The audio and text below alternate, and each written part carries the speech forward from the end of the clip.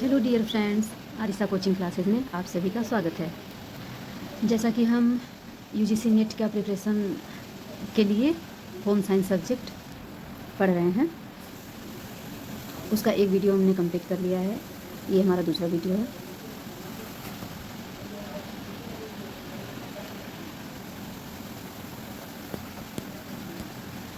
Food pyramid introduced by USDA in 1992. It was the first visual guide showing food group in pyramid form. मतलब visual guide ये है जो pyramid के form में सबसे पहले आया था 1992 में, फूड पिरामिड। फिर उसके बाद 1950 से 1960 फिर popularised scientifically in the 1990s. It emphasized olive oil, fruits, vegetables and whole grains, Mediterranean diet. उसके बाद माई पिरामिड आया तीसरे नंबर पे।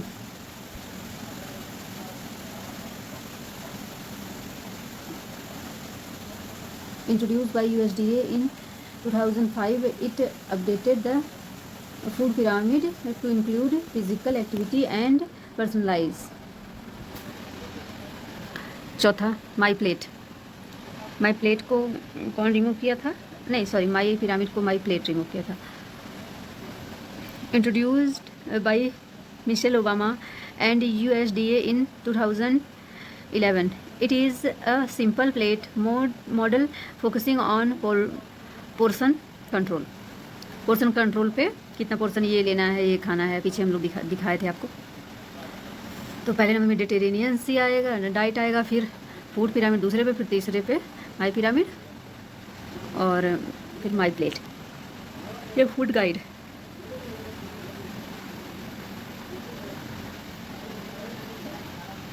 बैलेंस डाइट, संतुलित आहार। डिफिनीसन, संतुलित आहार, बैलेंस डाइट, उसका डिफिनीसन क्या है? Balance diet is a diet that provides all essential nutrition in the right proportion to maintain good health, growth and energy. दोनों फॉर्म में पढ़ने में हिंदी इंग्लिश में बहुत टाइम जाएगा, इसलिए हम एक ही फॉर्म को लेके चलें जिससे हम बहुत जल्दी से जल्दी इसको पूरा कवर कर पाएँ। फिर जो अगला वीडियो होगा हमारा वो पूरा इंग्लिश टू इंग्लिश पूरा पढ़ेंगे, उसमें समझाएंगे आपको। संतुलित आहार वह आहार है जिसमें शरीर की आवश्यकताओं के अनुसार सभी पोषक तत्व सही मात्रा और अनुपात में हो। सबसे बड़ी बात है सही मात्रा और अनुपात में हो पोषक तत्व, वही संतुलित आहार कहलाएगा। संतुलित आहार के घटक।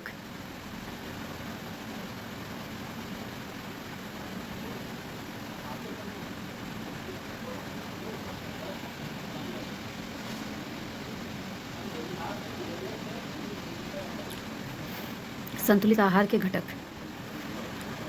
क्या क्या हैं? कार्बोहाइड्रेट, प्रोटीन, फैट, विटामिन, खनिज, जल, रेशा, रफेज और वाटर। कार्बोहाइड्रेट से उसके कार्य क्या हैं? पोषक तत्व के, न्यूट्रिएंट्स के और सोर्स। तो कार्बोहाइड्रेट हमें क्या देता है? ऊर्जा प्रदान करता है। और ये ऊर्जा हमें किससे मिलता है? कार्बोहाइड्रेट चावल, गेहूँ, रोटी, आलू। प्रोटीन से क्या होता है? शरीर की वृद्धि व मरम्मत होती है। और प्रोटीन हमें किससे मिलता है? दालें, दूध, अंडा, मछली, इन सब चीज़ों से। फैट क्या करता है? ऊर्जा का भंडार करता है, भंडार शरीर को गर्म रखता है, तभी ठंडियों में सब ज़्यादा ऑयली खाते हैं, शरीर को गर्म रखता है। फिर और कहाँ मिलता किस में है? ऑयल, तेल में, बटर में, नट में। विटामिन, रोगों से सुरक्षा। विटामिन का कार्य क्या है? Protect from diseases. और कैसे मिलता है विटामिन? फल और सब्जियों से। फिर मिनरल्स के क्या कार्य हैं? हड्डियों और दांत एवं रक्त निर्माण में सहायक होता है। और मिलता किससे है? दूध, हरी पत्तेदार सब्जियों से मिनरल मिलता है। और जल का क्या कार्य है? शारीरिक क्रियाओं का नियमन करना, रेगुलेट्स बॉडी फंक्शन। पानी, तरल पदार्थ, पानी। रेशा, रफेज, पाचन तंत्र में सहायक, पाचन में सहायक। फल, सब्जियां, साबुत अनाज, फल, सब्जियां, साबुत अनाज।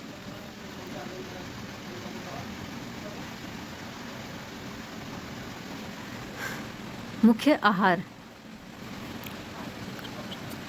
मुख्य आहार के अंतर्गत आवश्यक मात्रा, क्वांटिटी रिक्वायर्ड, फिर मुख्य कार्य, प्राइमरी फंक्शन,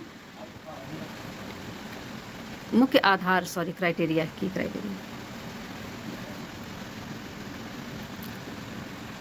क्राइटेरिया मुख्य आधार, और मैक्रोन्यूट्रिएंट्स और माइक्रोन्यूट्रिएंट्स। माइक्रो यानी सूक्ष्म, जिनकी कम मात्रा में हमें आवश्यकता हो। मैक्रो हम देखते हैं परिभाषा में आवश्यक मात्रा कितनी होगी। तो मैक्रोन्यूट्रिएंट्स ऊर्जा और वृद्धि के लिए अधिक मात्रा में आवश्यक है, ऊर्जा एनर्जी और वृद्धि के लिए अधिक ज़्यादा मात्रा में आवश्यक है। और माइक्रो शरीर के आवश्यक कार्यों के लिए कम मात्रा में आवश्यक है, शरीर के आवश्यक कार्यों के लिए कम मात्रा में आवश्यक है। मुख्य कार्य, प्राइमरी फंक्शन क्या है इसके, ऊर्जा प्रदान करते हैं मैक्रोन्यूट्रिएंट्स, जैसे कार्बोहाइड्रेट, प्रोटीन, नहीं ऊर्जा प्राप्त कार्बोहाइड्रेट, और मांसपेशियों व हड्डियों का निर्माण करते हैं कार्बोहाइड्रेट, प्रोटीन, ये सारी चीज़ें। और चयापचय में, और माइक्रोन्यूट्रिएंट्स चयापचय में सहायक, प्रतिरक्षा बढ़ाना और अंगों के कार्य को नियंत्रित करना, मिनरल्स, विटामिन इत्यादि। मेन कंपोनेंट्स इसके मैक्रोन्यूट्रिएंट्स के कार्बोहाइड्रेट, प्रोटीन और वसा, जैसा बताएं हम। और इसमें विटामिन, माइक्रोन्यूट्रिएंट्स में vitamin A, B, C, D, E, K and minerals, iron, zinc, calcium, magnesium, ETC, ये सब मुख्य घटक हैं।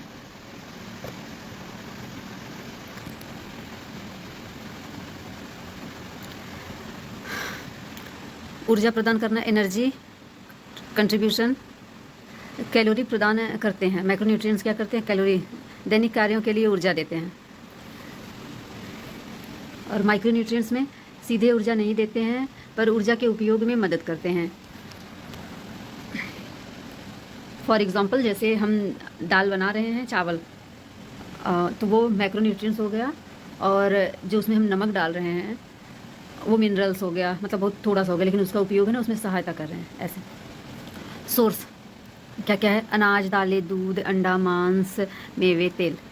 और माइक्रो में सूक्ष्म फल, सब्जियां, दूध उत्पाद और फोर्टिफाइड खाद्य पदार्थ।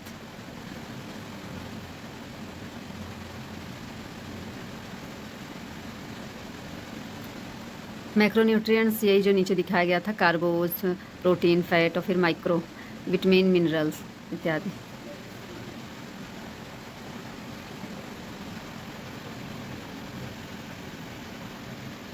मैक्रोन्यूट्रिएंट्स ये दिखा रहा है, मैक्रोन्यूट्रिएंट्स में कार्बोहाइड्रेट, फैट, ये सारी चीज़ें फैट के अंतर्गत आएंगी। ये सब कार्बोहाइड्रेट के अंतर्गत आएगा, और ये पूरा प्रोटीन मिलेगा इससे, एग, मछली, ये सब सारी चीज़ें प्रोटीन। ये है मिनरल्स का, विटामिन का, और ये किसका है, मिनरल विटामिन का है।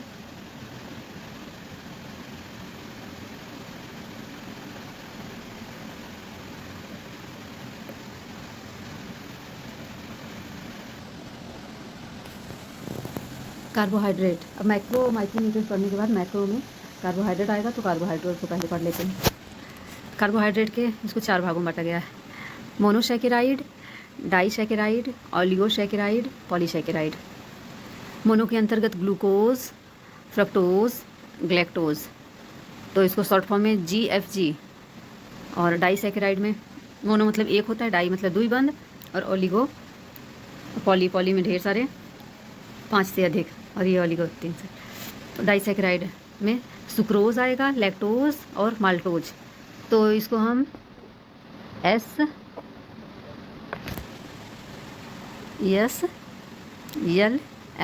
SLM से डिनोट कर सकते हैं याद करने के लिए, जैसे GFG, और इसका डाई का SLM, सुक्रोज, लैक्टोज, माल्टोज। फिर ओलिगो सैकेराइड में RS, रैफिनोज और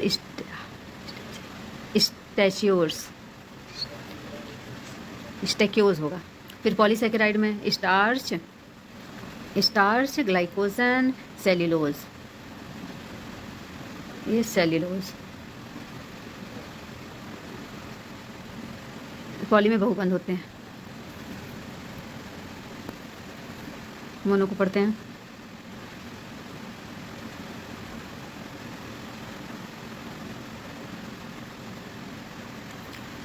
प्रकार परिभाषा, प्रकार और विशेषताएं, परिभाषा हो गया। विशेषताएं क्या, कौन सा प्रकार है, मोनोसैकेराइड का प्रकार है। और आहार उदाहरण क्या क्या है। तो मोनोसैकेराइड कार्बोहाइड्रेट का सबसे सरल रूप होता है। इनमें एक ही शर्करा इकाई होती है और इन्हें सरल इकाइयों में नहीं तोड़ा जा सकता, मतलब इससे ज़्यादा सरल इकाई में नहीं तोड़ा जा सकता। एक है जैसे कोशिका है इकाई, उसके बाद उसको नहीं तोड़ा जाता, तो वैसे। मुख्य विशेषताएं में directly absorbed into blood stream, directly blood stream में इतने इकाई में होते हैं ग्लूकोज, तो इसलिए डायरेक्ट ब्लड में हो जाते हैं, पहुँच जाते हैं। आल्सो कॉल्ड ब्लड शुगर, और तुरंत एनर्जी देते हैं, क्विक एनर्जी।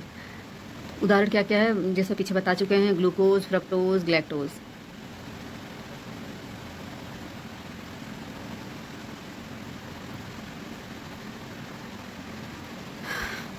डाइसैकेराइड, वही परिभाषा, सारी चीज़ें। दो मोनोसैकेराइड इकाइयों के निर्जलीकरण अभिक्रिया द्वारा सहसंयोजक ग्लाइकोसिडिक बंध से जुड़ने पर डाइऑक्साइड बनते हैं।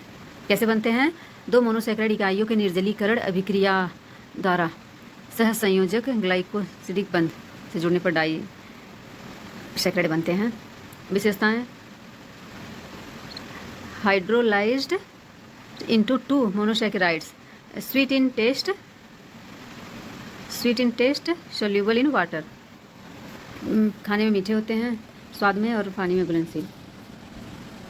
और इस कौन कौन से हैं? Sucrose, lactose, maltose.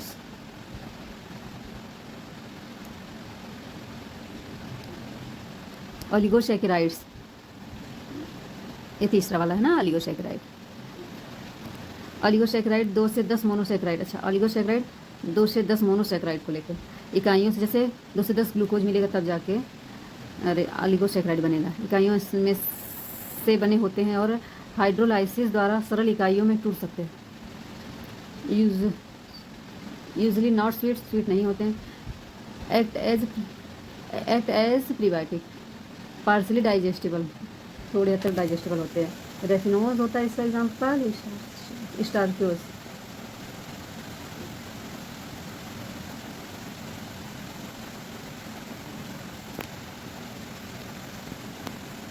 लास्ट वाला 4th नंबर, पॉलीसैकेराइड अनेक मोनोसैकेराइड्स इकाइयों की लंबी श्रृंखला होते हैं। अनेक मोनोसैकेराइड जो हाइड्रोलाइसिस पर मोनोसैकेराइड प्रदान करते हैं, high molecular weight, not sweet, insoluble और स्लाइटली सॉल्युबल। स्टार्च, कौन कौन से स्टार्च? ग्लाइकोज एंड सेल्यूलोज, ये सब पॉलीसैकेराइड में आते हैं।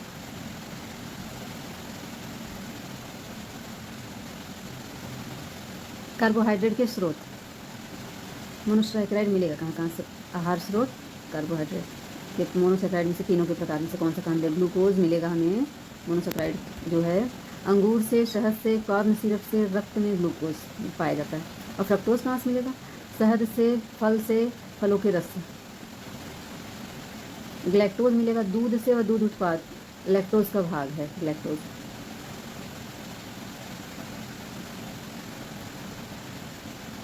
कार्बोहाइड्रेट के स्रोत वही, अच्छा डाइसैकेराइड में सुक्रोज कहाँ से मिलता है? गन्ना से, चुकंदर से, चीनी से, मिठाई से। और लैक्टोज मिलेगा दूध से, दही से, पनीर से, दूध उत्पाद से। और माल्टोज अंकुरित अनाज से, माल्ट से, जौ से। ध्यान देने वाली बात है।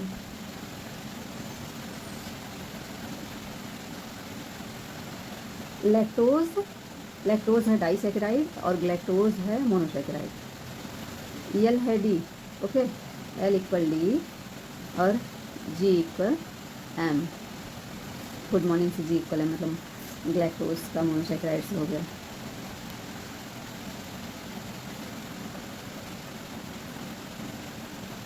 कार्बोहाइड्रेट के स्रोत, और वो भी ओलिगोसैकेराइड में।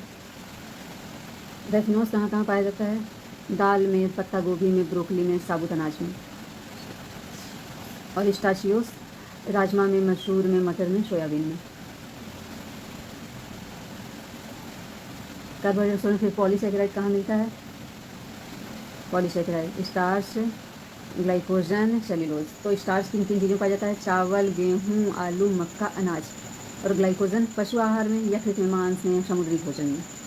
सेल्यूलोज कहाँ पाया जाता है? साबुत अनाज में, सब्जियों में, फल में, आहारीय रेशा में पाया जाता है।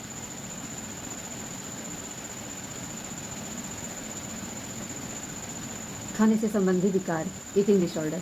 परिभाषा: ईटिंग डिसऑर्डर मानसिक विकार है जिसमें खाने की आदतें असामान्य हो जाती हैं, और इससे शरीर व मानसिक स्वास्थ्य प्रभावित होता है।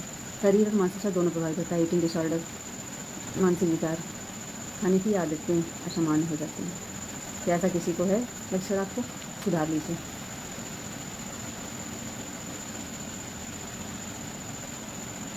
ईटिंग डिसऑर्डर के प्रकार: एनोरेक्सिया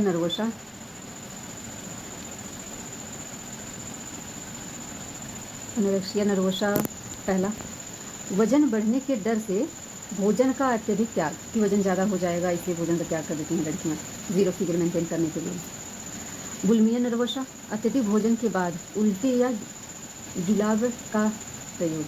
हाँ, episodes of being eating followed by vomit और लेक्सिव यूज।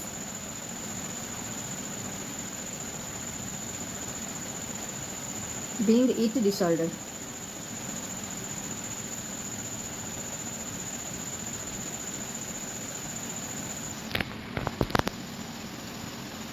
बिंग ईटिंग डिसऑर्डर, नियंत्रण खोकर बार बार बहुत अत्यधिक भोजन करना, नियंत्रण खो देना और बार बार बहुत अत्यधिक भोजन करना। और आर्थोरेक्सिया, किसको कहते हैं, इम्पॉर्टेंट है, केवल स्वस्थ भोजन को लेकर अत्यधिक जुनून। Obsession with eating only healthy foods को खाना है देखिए, आर्थोरेक्सिया बोलते हैं उसको। क्वेश्चन सॉल्व करते हैं, 1-2 क्वेश्चन होगा जो भी होगा, उसके बाद फिर हम एक क्लास बाइंड करेंगे, फिर नेक्स्ट वीडियो में मिलेंगे। क्वेश्चन देखिए, कथन और कारण में पूछा गया है। कथन है, बुलिमिया नर्वोसा को लंबे समय तक अधिक भोजन करने या भोजन की मात्रा बढ़ाने से परिभाषित किया जाता है। लंबे समय तक अत्यधिक भोजन करने या भोजन की मात्रा बढ़ाने से, ये गलत हो गया, बढ़ाने से नहीं, कम करने से ना। Bulimia nervosa, anorexia nervosa, bulimia nervosa, 1 second, शायद मिस्टेक है क्या, नहीं बुलिमिया सही है, अत्यधिक भोजन करने से होता है ना बुलिमिया नर्वोसा, एनोरेक्सिया कम करने से होता है। बिंज ईटिंग उस स्थिति को दर्शाता है जिसमें कोई व्यक्ति समान समयावधि में सामान्य व्यक्ति की तुलना में बहुत अधिक मात्रा में भोजन करता है। हाँ, तो इसका दोनों सही होगा, देखते हैं। हाँ, इसका आंसर दे दोनों सकते हैं। So friends, thanks for watching. तब तक के लिए बाय, मिलते हैं नेक्स्ट वीडियो में। थैंक्स।